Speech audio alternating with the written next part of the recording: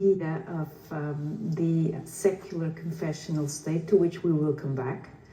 I would like to perhaps explore a bit more.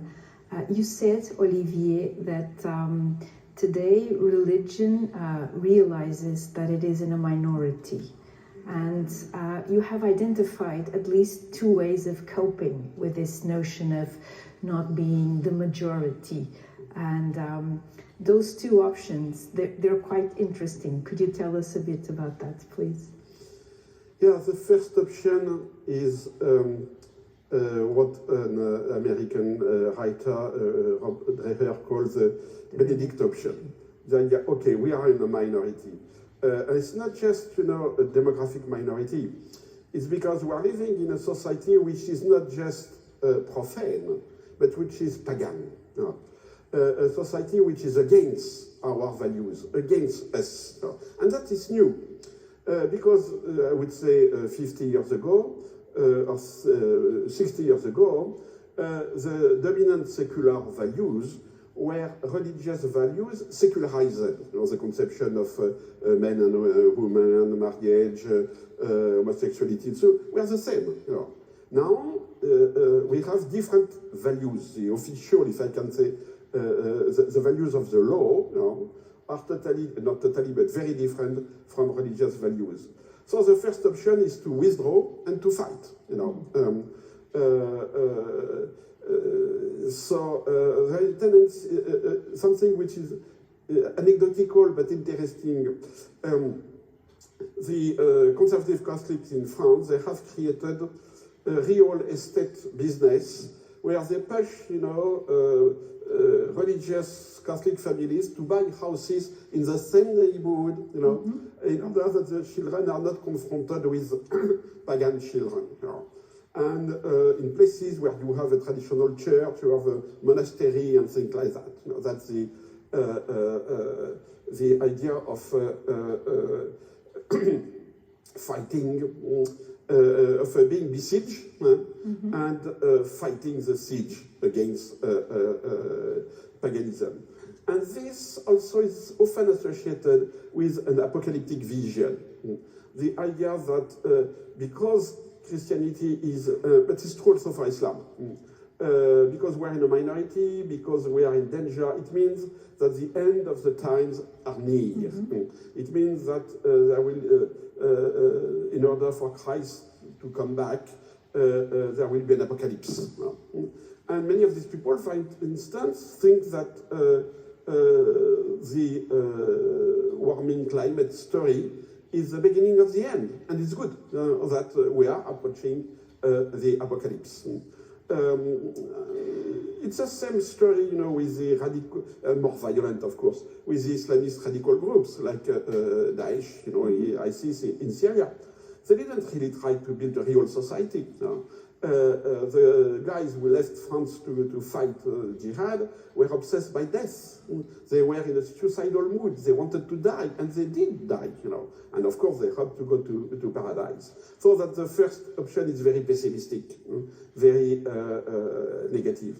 The second option, it's about Francis, It's okay, we are in a minority, but we were in a minority at the beginning. At the time of the Roman Empire, we were a minority, we were not in charge of the empire, and it's good. So we have to go back to the missionary spirit of the first times of the church. And it's good if we are no more associated with a specific culture, with a specific political system, with a political ideology, and so on. So let's now preach like the apostle did preach 2,000 years ago. And hence the Pope, when he speaks, he's quite optimistic. But the interesting thing is that the discourse of the Pope, the narrative of the Pope, is not very popular among what is left of practicing Catholics now. He's very popular with secular people, which is not necessarily good news for the future of religion. I'm not sure if I agree with you, Olivier, but I think we can come back to this. Going into these boundaries, I think one of the ideas that comes up in your paper is also the idea that by equating the public sphere with an absence of religion. We sometimes are fueling sometimes some radical movements, some desires, as you mentioned previously. But coming back to the European dimension, in your paper, we find a very strong critique of this notion of neutrality, laicite, and this idea that religion has to be kept indoors rather than occupying a place or a dimension in the public sphere. And I would like to hear from you is, why do you think that is such a big hurdle or a big challenge? I think it's easiest to explain this by two examples. Because a few minutes ago, I explained neutrality in legal terms. If we are neutral, we should treat equally the secular and the religious, the Christians, the Jews, the Muslims, etc. But now I want to talk about it in more sociological and even spiritual terms, and I'll give two examples. Let's take an explosive issue, abortion. Now, abortion is an issue that lends itself to two strong moral propositions. On the one hand, the autonomy of the woman to control her reproductive processes, her privacy, etc. And I'm not taking sides in this debate. And on the other hand, and this is especially among religious people, it's the sanctity of life, and life is from inception. So abortion is considered murder. So we can see that we have two very strong conflict of values, which I think reasonable people, even if they disagree with this or that position, can understand that it has a moral weight. So now let's imagine, and this happens in Europe, in more than one country, a hospital. A hospital which, in line with government policy, offers abortion. And there might be a doctor which said, if it's an elective abortion, not in order to save life, my religious conviction prohibits me from performing that abortion. Now think about it. As long as the hospital can offer abortion in line with the societal values, why would we insist that the Catholic doctor should be forced to offer an abortion, even if it's against his religious convictions, and tell him, if you're not willing to do that, you cannot work here?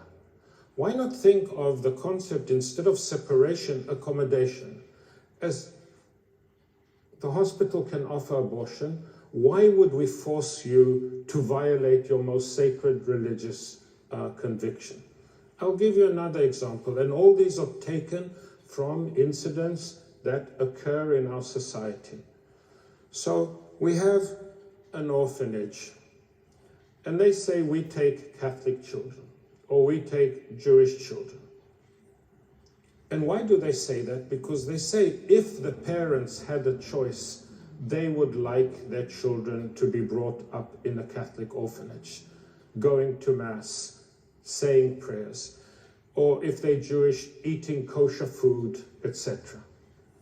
Now, if society has enough orphanages that every orphan has a home, why would we insist, as many now states insist, unless you take everybody, which means you cannot be Catholic, you cannot be Jewish, you have to be secular because you have to take everybody. You cannot force a young child to follow Catholic practice or to follow Jewish practice. Then you cannot operate as an orphanage. You see, here I see traces of the confessional state. You have to accept our secular values if you want to operate liberally in our society. Now, nota bene, this is not saying nobody should have an abortion. This is not saying there should not be an orphanage for secular children, etc. But if we can accommodate in a pluralist society different points of view, and we are talking about different points of view which cut along religious lines, why would we insist that there be a uniform value set which is a secular value set? This is what I meant by saying we have tendencies towards the confessional secular state. If you want to be religion, keep it at home. because we believe in freedom of religion. But in our public space, in our public institution, in our hospitals, our schools, our courts, everybody has to be secular. And It's worrying. and it's not worrying, if I may add one sentence, it's not just worrying for the future of religions. I think the Roman Catholic Church has survived 2,000 years and will survive a few more. And I think somehow the Jews are still around, and they will still be around. What worries me is not the future of religion. What worries me is the future of our secular society, which is developing on the religious thing illiberal tendencies. It's a betrayal of the faith that is confessed. Liberalism, pluralism, etc. That's what worries me.